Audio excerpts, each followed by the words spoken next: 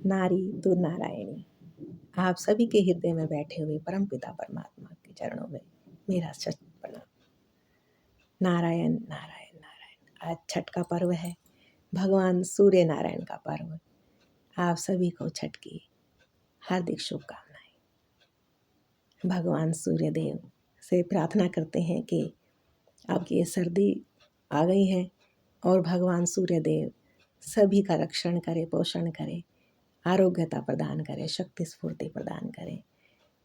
और इसीलिए हम भगवान सूर्य की पूजा करते हैं।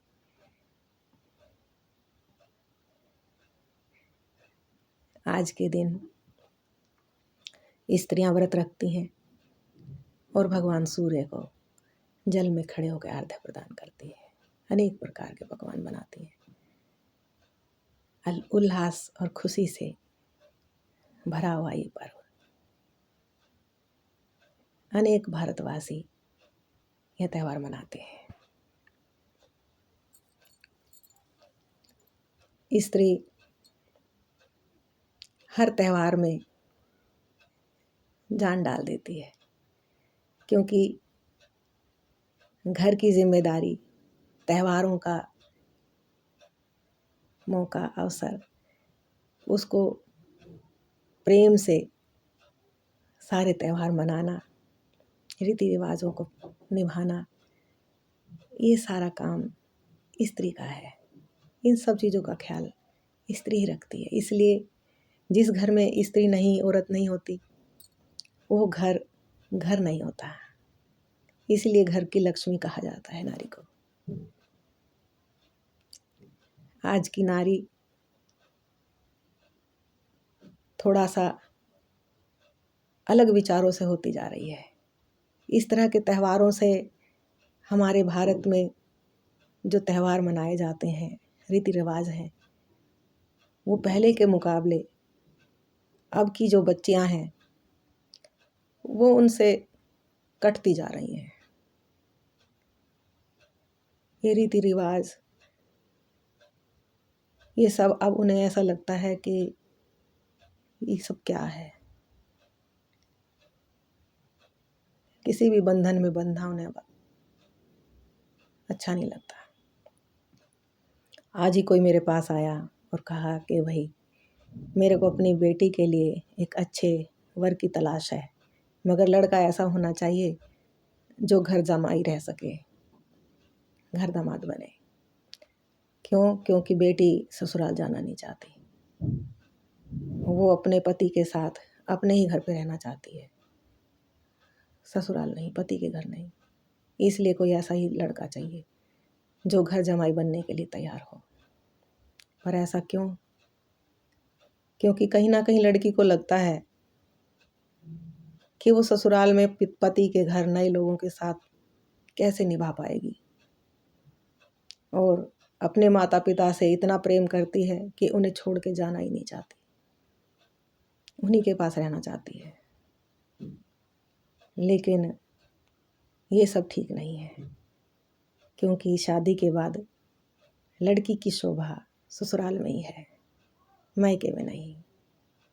मायके में सब करते हुए उसे कोई शोभा नहीं देती। ना लड़की के लिए ये शोभा है कि वो घर दामाद आके रहे, उसके स्वाभिमान की बात है।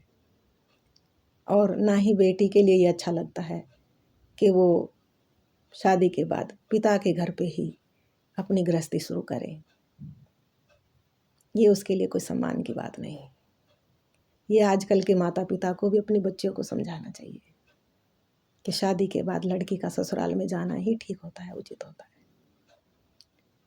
अपने सास ससुर की सेवा करना, अपने पति की सेवा करना, अपनी गृहस्थी को आगे बढ़ाना, ये एक लड़की को पति के घर पे ही सब शोभा देता है।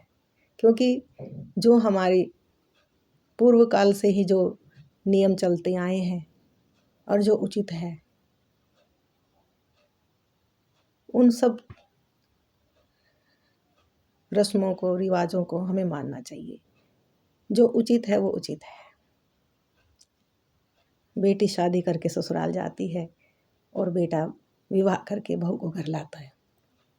सदियों से यही होता आ रहा है। हरिओम।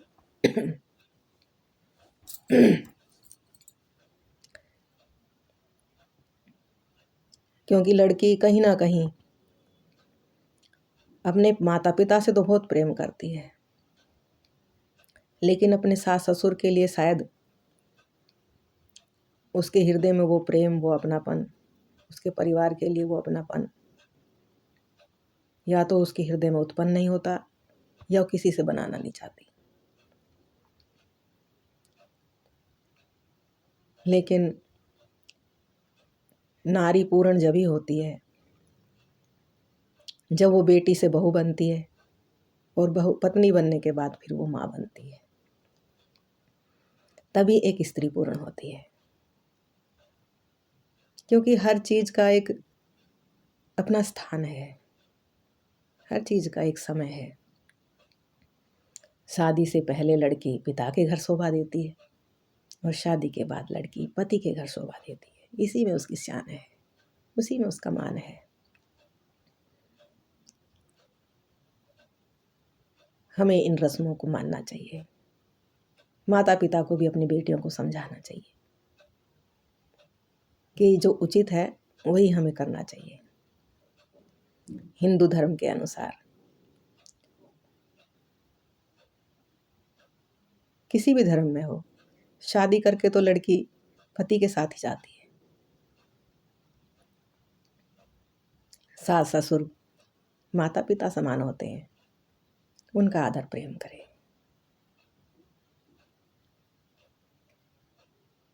क्योंकि किसी भी सास को बहू बुरी नहीं लगती। सभी सपने देखते हैं, हर माँ सपना देखती है अपने बहू के लिए, अपने बेटे के लिए, अपने पोता पोती खिलाती है उनके सुख में दुख में। शादी के बाद सारी जिम्मेदारी लड़की की उसके पति की हो जाती है। सुख हो दुख हो, हंसी खुशी, तीज त्यौहार, जीवन भर। पिता के घर तो लड़की ज़्यादा से ज़्यादा 25-26 साल तक ही पिता के घर रहती, जब तक विवाह नहीं होता। विवाह होने के बाद उसकी सारी जिम्मेदारी और जीवन पर्यंत सब कुछ उसके पति का ही अधिकार होता है, कर्तव्य होता है कि वो अपनी पत्नी का ख्याल रखे, उसके दुख सुख का, उसकी खुशियों का, उसका हर प्रकार से ध्यान रखे, उसके मान सम्मान का। और पत्नी को भी चाहिए कि वो भी ससुराल में आके अपने सास ससुर, अपने पति का और परिवार के जो अन्य लोग होते हैं उन सभी का ख्याल रखे, क्योंकि वो भी उसका परिवार हो जाता है। शादी होते ही लड़की का गोत्र बदल जाता है, लड़के का नहीं बदलता, लड़की का ही बदलता है। ये संसार का नियम है। जब शादी करके सीता मैया को भी राम जी के घर आना पड़ा, तो भला हम साधारण नारियों को ये अधिकार किसने दिया कि हम पति का अपमान करके, अपने सास ससुर का अपमान करके और पति से ही कहें कि तू ही हमारे घर आ, हम तुम्हारे घर क्यों जाएं, मैं तुम्हारे माता पिता की सेवा क्यों करूं। नहीं, ये अपराध है। अगर कोई लड़का आ भी जाएगा, ससुराल में ही रहने लगेगा, तो उसे कहीं ना कहीं वो मान सम्मान नहीं मिलेगा। और उधर उसके माता पिता जिन्होंने उसे पैदा किया, पाला पोसा, बड़ा किया, उनकी सेवा पानी, जो बुजुर्ग हो गए हैं और कहीं ना कहीं अपने बेटे के विवाह के इंतज़ार करते हैं कि बहू घर में आएगी, उनका जो कर्जा, माता पिता का जो कर्जा बेटे के सर पे है, वो बेटा उसे कैसे उतार पाएगा। क्योंकि पत्नी को सिर्फ पति चाहिए, उसके माँ बाप नहीं चाहिए, उसका परिवार नहीं चाहिए। ये तो बहुत बहुत ही गलत है। और जो साथ भी रह रहे हैं तो आज देखने में आ रहा है कि बहुत हैं सास ससुर जिन्हें बहू घर से निकाल देती है, उनके ऊपर जुल्म कर रही है। टीवी में देखो अनाथ आश्रमों में देखो, रोज कितने ऐसे केस मिलेंगे जहाँ अनेक बुजुर्ग महिलाएं यही कहती मिलेंगी कि हमें हमारे बच्चों ने घर से निकाल दिया। ये समाज में आज क्या हो रहा है? ये नारी आज कहाँ जा रही है? समझ कहाँ जा रही है? एक अच्छी बेटी तो बन गई, लेकिन एक अच्छी पत्नी और एक अच्छी बहू बनना भूलती जा रही है।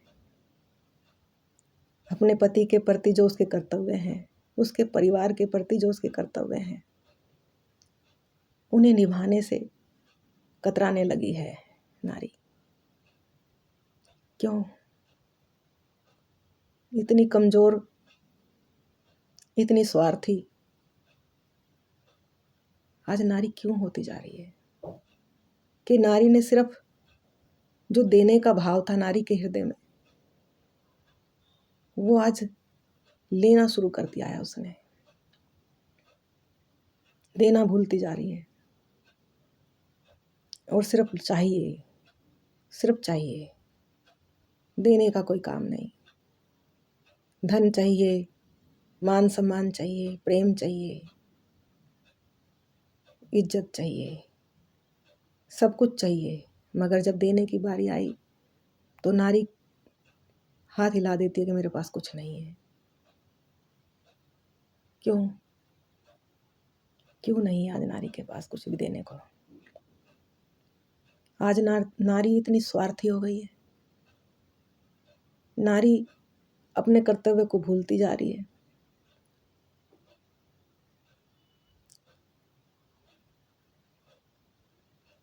सरकार भी नारी जाति को अधिक अधिकार देने के कारण इसका दुरुपयोग भी हो रहा है। आज पुरुष हर चीज में पिछड़ रहा है, हर चीज में पीछे। मैं ये नहीं कह रही कि इसमें सारा दोष नारी का है, नहीं, ऐसा नहीं है। सारा ही दोष किसी एक व्यक्ति का नहीं होता, दोनों पक्षों में गलती होती है, थोड़ी बहुत, किसी की कम, किसी की ज़्यादा। लेकिन जब दो परिवार में रिश्ता जुड़ता है, दो लोगों में रिश्ता जुड़ता है, क्योंकि मायका और ससुराल माना जाए तो ये दो होके भी एक ही होते हैं।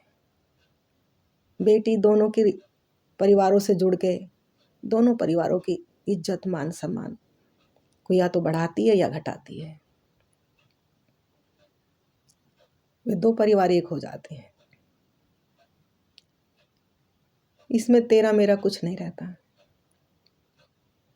और जो लड़की विवाह के बाद लड़के से कहते हैं कि ये तेरी माँ ऐसे, तेरे पिताजी ऐसे, ऐसे जो बोलती हैं, तो जीवन भर तुम्हारा मेरा तुम्हारा चलता रहेगा, तो प्रेम आएगा कहाँ से? अपनापन आएगा कहाँ से? नारी को इस विषय में अपने ऊपर जरूर सोचना चाहिए कि अपने हृदय में वो देने का भाव, चाहे वो सेवा हो, प्रेम हो, आदर हो। नारी तो देने, जैसे माँ धरती माँ कैसी है, जो सदा देती है, सदा देती है, कभी कुछ लेती नहीं किसी से। समझो, अगर माँ धरती अपना स्वभाव बदल दे, देने की बजाय वो लेना शुरू कर दे, क्या ये सृष्टि बच पाएगी? क्या हम जीवित रह पाएंगे? क्या संसार में खुशहाली रह पाएगी? नहीं। उसी प्रकार स्त्री भी है। धरती माता और स्त्री में कोई ज़्यादा फर्क नहीं है। स्त्री भी जननी है, धरती माता भी जननी है, जिसकी देने में ही शोभा है, लेने में नहीं। क्योंकि स्त्री सदा देती है, माँ सदा देती है, धरती माता सदा देती है। बदले में उसे बहुत कुछ मिलता है, बिना मांगे मिलता है, उसे मांगना नहीं पड़ता। आदर, प्रेम, अपनापन, मान, सम्मान क्या नहीं मिलता स्त्री को। अगर स्त्री अपने सारे गुणों को धारण करके और अपने प्रेम और वात्सल्य से अपने परिवार का पोषण रक्षण करती है तो उसे सब कुछ मिलता है, ये सच है, सच है। लेकिन जब स्त्री अपने कर्तव्य को भूल के और सिर्फ लेने का भाव रखती है तभी उसके जीवन में कलेश है, लड़ाई है, झगड़ा है, अपमान है। यही कारण है कि आज नारी का जगह जगह अपमान है, क्योंकि कहीं ना कहीं नारी से जो गलती हो रही है उसका भुगतान कुछ लोग दरिंदे बन के कहीं ना कहीं किसी के साथ दुराचार करके और अपने उस गुस्से को, अपने क्रोध को निकालते हैं। कहीं ना कहीं पुरुष समझने लगा है कि जैसे नारी ने उसके सारे हक छीन लिए, काम में, रोजगार में, कानून में, घर में, बाहर में, जैसे नारी पुरुष के ऊपर हावी होती जा रही है।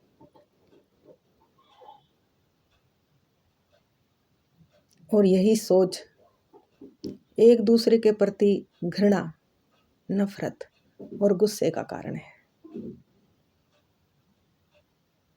एक समय था जब पति पत्नी में प्रेम, स्त्री और पुरुष एक दूसरे के प्रति आदर का भाव, सम्मान का भाव, लेकिन आज वो प्रेम, वो आदर, वो सम्मान घट रहा है, सिर्फ मुंह का रह गया है, हृदय से नहीं है। क्योंकि अगर हृदय से प्रेम और आदर हो तो ये जो कटुता है जीवन में ये दिखाई नहीं देगी। हमने दिल की गहराइयों से इस प्रेम को,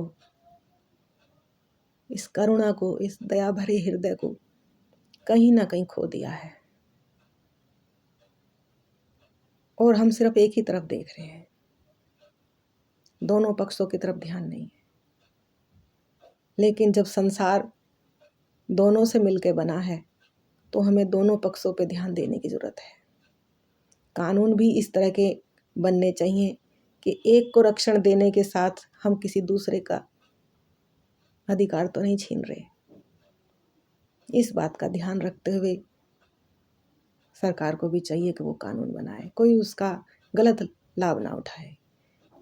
एक को हम रक्षण दे रहे हैं और दूसरे का अधिकार उसमें छीना जा रहा है, या कोई उसका गलत उपयोग करके किसी दूसरे को प्रताड़ित किया जा रहा है, तो इस चीज़ का भी ध्यान जरूर रखना चाहिए। और जब पति पत्नी के जीवन में कानून, सरकार और पुलिस ये चीज़ें दखल देने लगती हैं तो प्रेम बचेगा कहाँ, रिश्ते बचेंगे कहाँ। इन चीज़ों में तो उसकी ज़रूरत ही नहीं है। शादी के बाद भी माता पिता को चाहिए कि जब बेटी का विवाह कर दिया, उसका कन्यादान करके उसे ससुराल भेज दिया, तो उन्हें यही समझाना चाहिए कि बेटे अब तेरा ये घर, तेरा यहाँ पे तू मेहमान है, अब तेरा ये घर माँ बाप का घर पराया हो गया, ससुराल ही अब तेरा घर है, सास ससुर तेरे माता पिता और तेरा पति ही तेरा सब कुछ है। अपने घर परिवार में खुशहाली बरसाओ, उनके साथ प्रेम से रहो, सबकी सेवा करो, अपने माता पिता का नाम रोशन करो। हमें कभी बुराई सुनने को ना मिले। हमने जो संस्कार दिए हैं उन संस्कारों को तुम अच्छे से निभाओ और उससे ही हमें प्रशंसा मिलेगी और हमारे कुल का आप तुम्हारा नाम भी इसी से रोशन होगा। जो माता पिता अपनी बेटी को ऐसी बातें समझाते हैं, ऐसे संस्कार देते हैं, तो उनकी बेटियां ससुराल में सुखी रहती हैं। विवाह के बाद बेटी के गृहस्थ जीवन में माता पिता को ज़्यादा दखल नहीं देनी चाहिए। कोई छोटी मोटी अगर बेटी शिकायत भी करती है तो अपनी बेटी को ही समझाना चाहिए कि बेटा नया परिवार है, नए लोग हैं, नया विचार, सबके अपने अपने घरों में अपने रहने का, खाने पीने का अपना तरीका, अपना ढंग है। लड़की को कुछ समय लगता है ससुराल में जाके रमने में। उधर ससुराल पक्ष को भी चाहिए कि जब नई नई बहू घर में आती है तो उसे घर के तौर तरीके, घर के लोगों का मिजाज, उनका खान पान उसको धीरे धीरे ही समझ में आता है, एकदम से नहीं आता। तो घर में सास, ननद, देवरानी, जेठानी, इन सभी को चाहिए कि वो सहयोग करें और धीरे धीरे थोड़े ही दिनों में लड़की सब सीख जाती है। इसमें उसको थोड़ी सहनशीलता की आवश्यकता है, अपनेपन की आवश्यकता है, जिससे परिवारों में फिर खुशहाली आ जाती है। आज अकेले अकेले घरों में ना हंसी खुशी दिखाई देती है, सब अपने अपने कमरों में। पहले की तरह जब परिवार एक साथ रहते थे, एक दूसरे के साथ तीज त्यौहार मनाते थे तो कितनी रौनक बनती थी। अब तो त्यौहार कब आए कब चले गए पता ही नहीं चलता, क्योंकि सब अपने में ही मस्त हैं, किसी को किसी की आवश्यकता नहीं है। ये तो भारत नहीं है। हमारा भारत देश तो विविध रंगों से, विविध भाषाओं से, विविध जाति पाति के होने के बावजूद भी जैसे अनेक प्रकार के फूल मिला के एक गुलदस्ता बनता है, हमारा भारत भी एक ऐसा ही गुलदस्ता है। अगर इसी में एक ही रंग के फूल लगाएंगे तो वो इतना शोभा नहीं देता। अनेक प्रकार के रंगों से ये जीवन भी रंगा हुआ है। भगवान ने अनेक रंग बनाए हैं, इसीलिए हमें भी चाहिए कि हमें भी मिलजुल के सबको एक साथ रहना चाहिए। नारियों को चाहिए कि वे अपने जो दैविक गुण हैं उन्हें संजोए रखें अपने जीवन में, क्योंकि नारी की बड़ी जिम्मेदारी है। एक अच्छा परिवार, एक अच्छा समाज, एक अच्छी संतान नारी जब ही दे सकती है